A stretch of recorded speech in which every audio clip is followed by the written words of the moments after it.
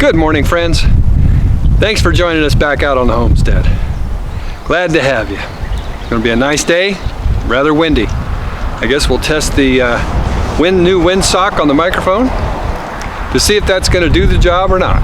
Hopefully it does. Anyway, I have to fill up the water jug this morning and see just how good our water is. Should be good, I hope. So let's do that. I think I'm going to let this water run a little bit before I put water in this jug, just to make sure it's cleared out.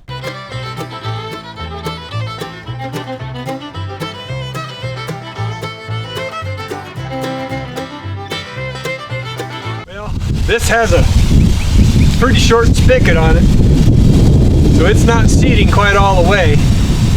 I'm going to have to put a double gasket in here, I guess, to get it to not leak. We got good water pressure, that's for sure. I can go clear out to the road with it. Alright, well, let's fill this thing up and see what happens.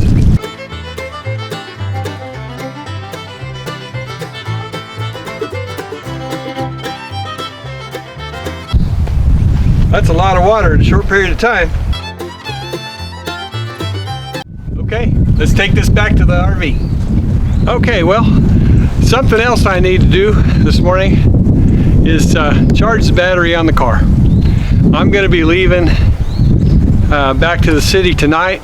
Brenda's going to stay here for a couple, 2-3 days, and I'll come pick her up, I think, on Wednesday. So I can't leave her with a dead battery, so I'll go get the charger and we'll get this battery charged up. It's unhooked. It'd probably start the car, but I want to make sure it's got a good charge on it before I leave.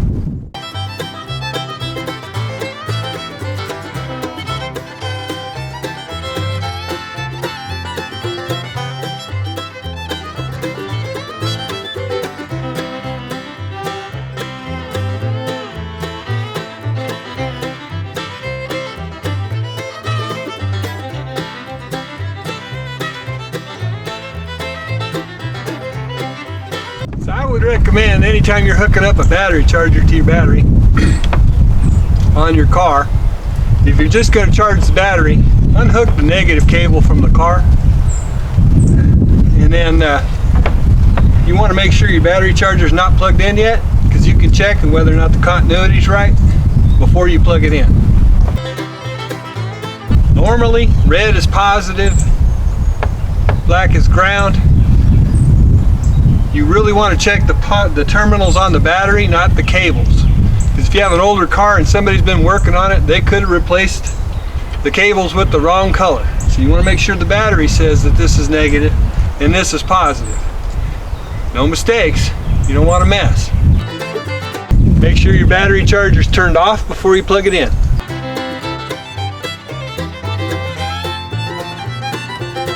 Alright, I've got mine on 15 amps.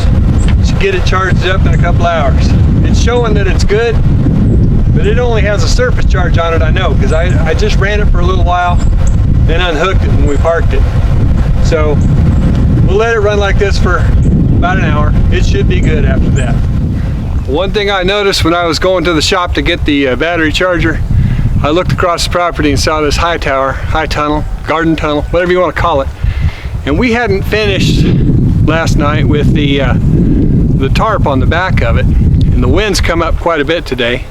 That was kind of the rush for getting it done yesterday. We knew the wind was coming, so it's just the back end's not finished. The rest of it pretty much is, and the back end's just flying in the breeze. So I need to get something on there to keep it from whipping around and tearing what we've already done up.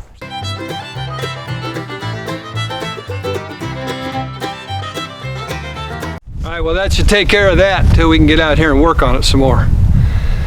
Now I need to get my air compressor set up, my air lines for my nail gun, and get ready to start building walls on that project I was doing. Let's get to it.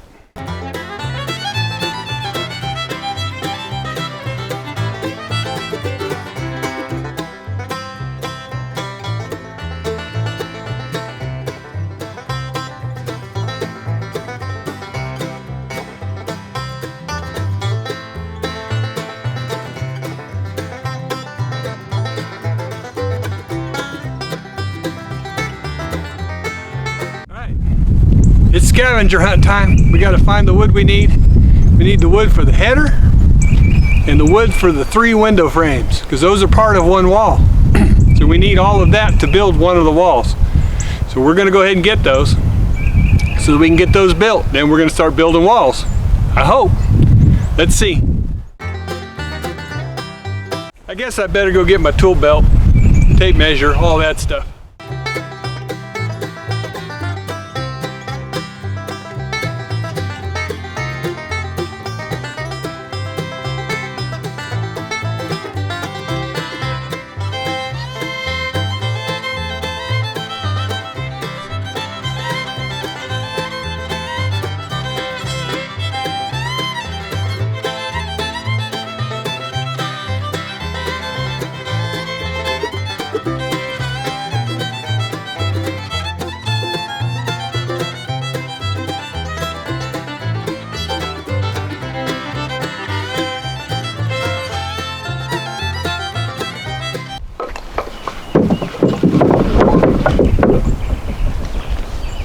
Okay, that's for the windows.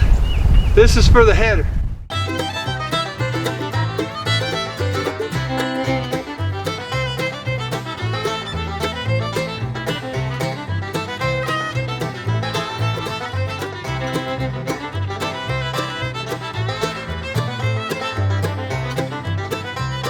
All of the measuring that we do is dictated by the manual.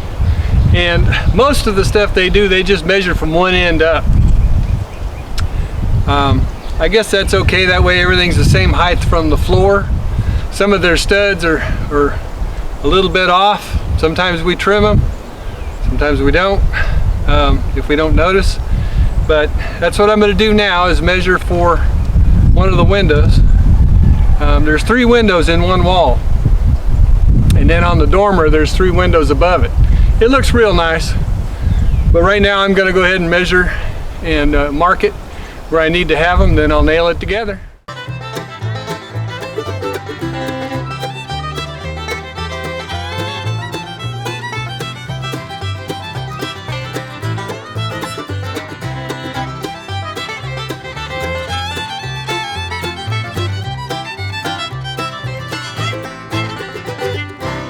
One thing you really want to make sure of is that when you measure and you place the boards, you need to make sure of where that mark is in relationship to the board. So are they measuring to the bottom of each board or to the top of each board, and then the orientation of the boards. In this case, we've got a little 2x3, and the 2x3 doesn't go up and down like the 2x4, it lays on its side. So you need to make sure you see all that and do it, especially before you nail it. Otherwise, you could have to take it all back apart again.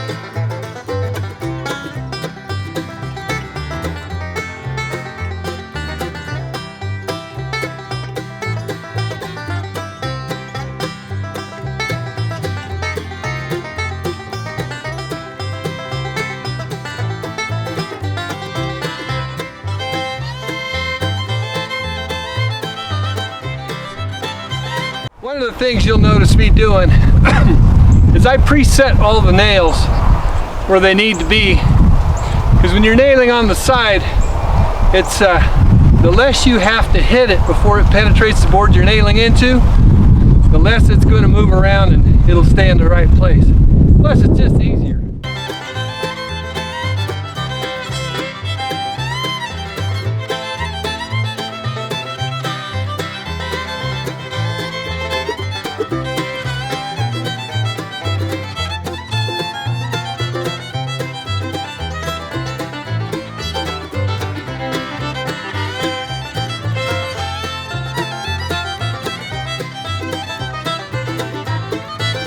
In this kit, like many, there's options. Where you want the doors, where you want the windows. The windows are kind of have to go wherever the dormers go. Unless you're going to put the door underneath the dormers. Now we want the door on the 10-foot wide side, not the 12-foot, which for us will be the front. It'll be a side entrance, and then the windows and the dormers will all be on one side.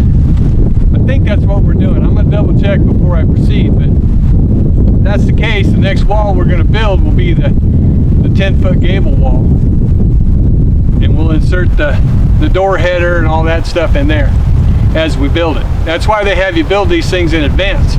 When you go and build the side wall, which is where we're going to put the 3 windows, you put those in as you're building the wall. That way there's no mistakes. All right, I'll be right back. I'm going to double check that that's what we're doing. I think that's what we're doing, but I'm going to double check, and then we'll get started. We'll have to get some more lumber, of course.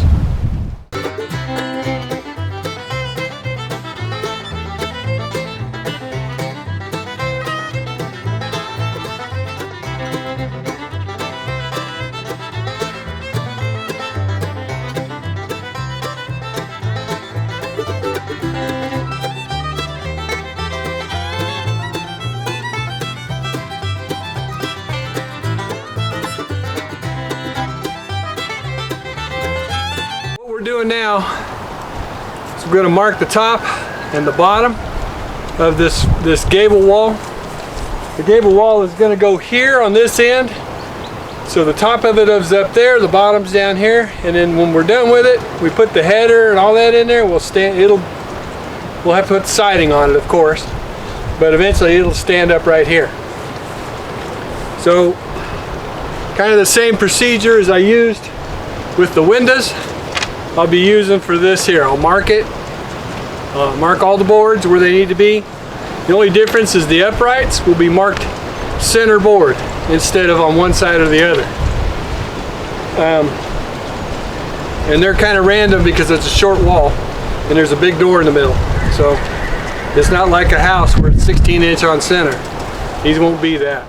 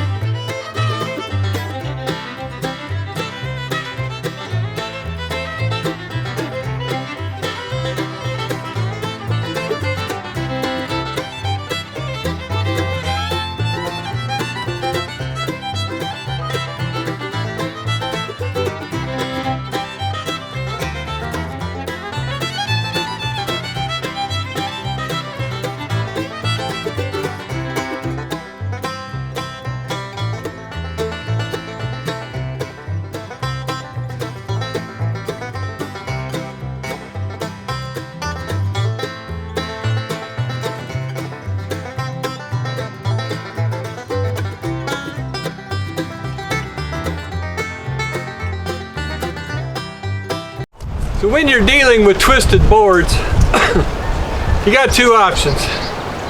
One is to split the difference from one end to the other. The other is to coax it. Get you a bar clamp, and I'll show you how that's done.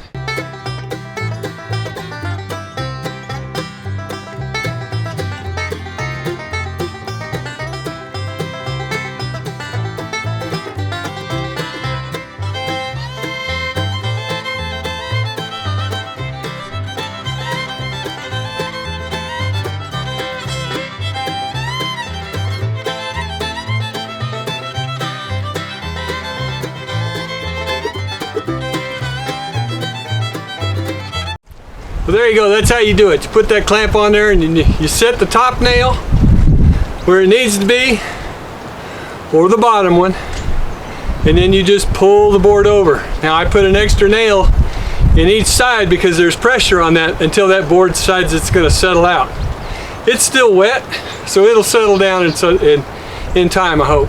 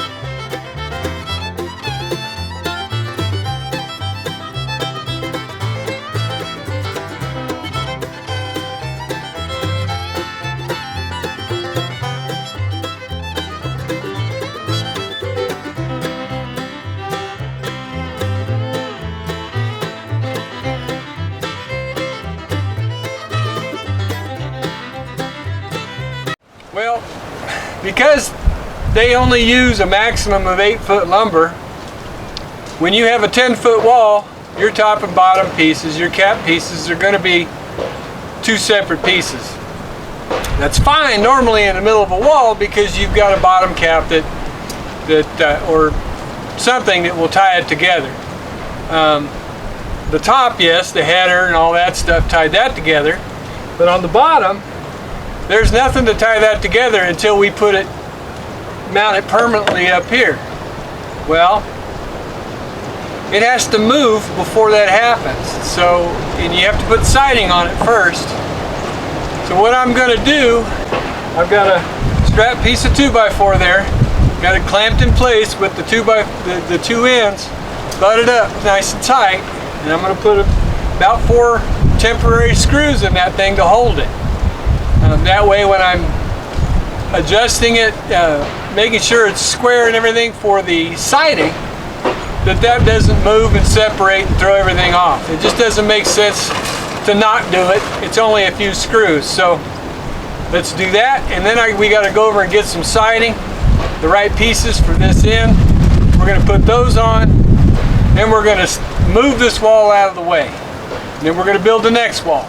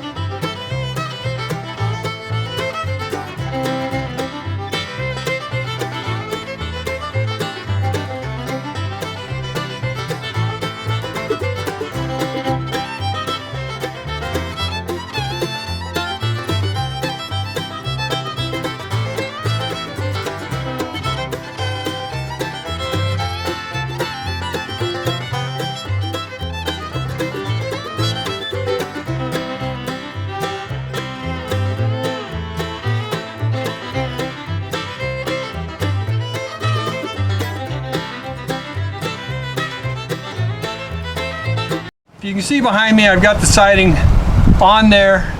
It's just at the four corners. I'm going to snap a chalk line so I know where to nail. I've got the air compressor fired up. Got a little piece of paneling. I need to find a 2x4 to do a test run through the paneling, make sure it doesn't drive the nail all the way through. And then nail it off and move on to the next wall. This has taken me a lot longer than it should have. Getting that thing squared was difficult. I don't know why. Sometimes it just is.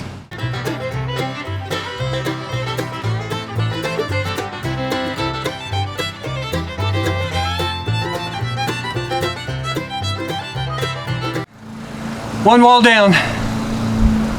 Free to go. Well, thank you for watching. We sure appreciate it. God bless you. Don't forget to hit the like and subscribe. Hit that notification bell so you know when we came up with the next video. Don't forget to share it with your friends. And leave us a comment. We do enjoy the comments. Thank you so much. God bless you. Bye-bye now.